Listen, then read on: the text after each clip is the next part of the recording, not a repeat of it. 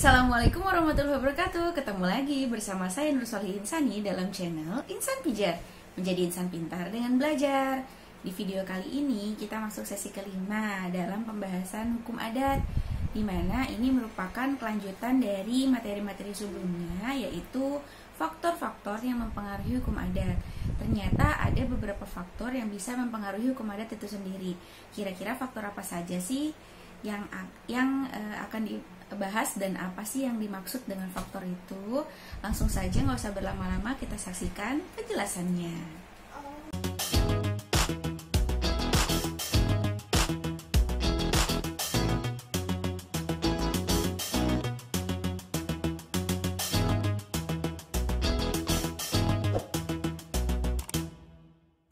Oke, sekarang kita masuk ke dalam pembahasannya. Faktor yang mempengaruhi hukum adat itu dibagi menjadi 4 bagian. Apa saja itu? Ada religio magis, kemudian apa lagi?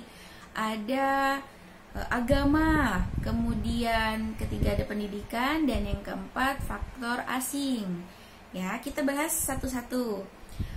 Yang pertama ada religio magis. Apa sih itu religio magis? Nah, seperti yang udah saya jelaskan di dalam sesi keempat, religio magis ini berarti percaya pada hal-hal yang gaib. Religi artinya percaya, magis artinya gaib ya. Jadi percaya pada hal-hal yang gaib.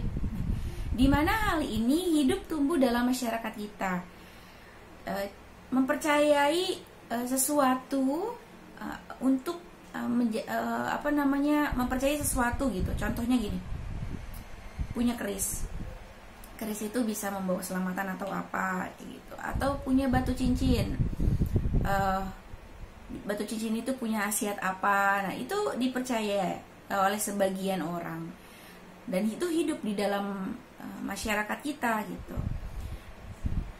Jadi ada yang punya benda pusaka, dia akan merasa bahagia kayak gitulah ya. Itu namanya religio magis, faktor yang mempengaruhi hukum adat yang pertama. Jadi kepercayaan terhadap sesuatu yang. Faktor selanjutnya adalah agama. Kenapa agama dikatakan faktor ya? Yang kedua dalam hal ini. Nah, agama ini dipengaruhi oleh adat. Jadi jangan terbalik ya, karena yang namanya hukum agama itu kan dibuat oleh Tuhan, dan hukum adat itu dibuat oleh manusia. Jadi tidak akan mungkin yang namanya kedudukan hukum yang dibuat oleh manusia itu ada di atas hukum yang dibuat oleh Tuhan ya. Jadi agama ini dipengaruhi oleh adat. Contohnya apa? Contohnya ini yang masih hidup ya di masyarakat kita itu ya. Melakukan ziarah sebelum bulan puasa, kemudian mengadakan acara 7 bulanan, kemudian sebelum masuk sholat Id, Idul Fitri itu melakukan ziarah. Sebenarnya hal-hal ini itu bukan ajaran dari agama, tetapi itu adalah kebiasaan-kebiasaan yang dilakukan oleh masyarakat kita, kemudian dibawa atau disangkut pautkan dengan agama. Nah, ziarah boleh ziarah, tetapi tidak dikhususkan pada hari-hari tertentu saja. Jadi jangan menganggap bahwa ketika mau masuk bulan puasa oleh agama diwajibkan untuk ziarah.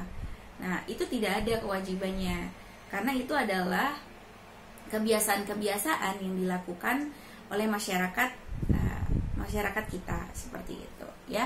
Sebagian besar masyarakat kita melakukan ziarah sebelum bulan puasa, kemudian sebelum sholat Id, kemudian juga melakukan tahlilan, melakukan 7 bulan kayak gitu untuk wanita yang sedang hamil. Oke, kita sekarang masuk ke dalam faktor yang ketiga. Apa itu faktor yang ketiga? Yaitu pendidikan. Pendidikan merupakan faktor yang mempengaruhi hukum adat itu sendiri. Semakin tinggi pendidikan seseorang, maka nalarnya akan jalan, nalarnya akan bekerja, ya. Pengetahuannya akan bertambah. Contohnya apa? Pada saat cuaca terik, tiba-tiba turun hujan. Hal itu akan menyebabkan tanah mengeluarkan asap.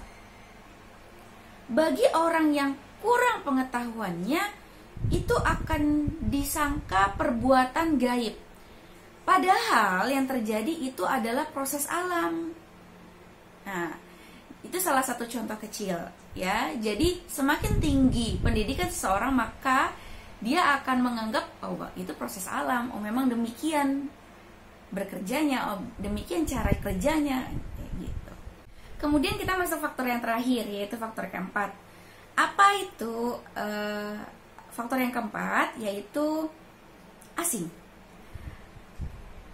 Budaya asing ini mempengaruhi sekali ya perkembangan hukum adat kita. Kenapa? Karena budaya-budaya yang ada di luar itu bisa masuk ke Indonesia dan oleh sebagian masyarakat kita itu dicontoh. Sebenarnya tidak salah, budaya-budaya asing itu sebenarnya bagus ya, tetapi kebanyakan kenapa mengambilnya itu yang tidak sesuai dengan budaya kita gitu. Contohnya apa? Contohnya yang pria, maaf ya, memakai anting-anting, kemudian memakai celana agak diturun-turunkan agar terlihat apa, saya tidak paham ya. Kemudian banyaklah. Padahal yang bagus dari asing itu ada, yaitu teknologinya, kemudian disiplinnya juga ada yang bagus. Nah, budaya-budaya itulah yang bisa mempengaruhi daripada faktor hukum adat kita. Nah, kira-kira dari keempat faktor mana yang paling dominan? Jawabannya tidak ada, karena keempat faktor ini merupakan faktor yang dominan, semuanya dominan dalam mempengaruhi hukum adat. Seperti itu. Nah, selesai penjelasan saya mengenai hukum adat. Semoga apa yang saya jelaskan menuai keberkahan dan ilmu yang bermanfaat untuk kita semua. Faktor-faktor ini harus diingat juga karena sangat berpengaruh dalam perkembangan hukum adat kita. Terima kasih. Akhir kata, wabillahi taufiq wal hidayah. Wassalamualaikum warahmatullahi wabarakatuh.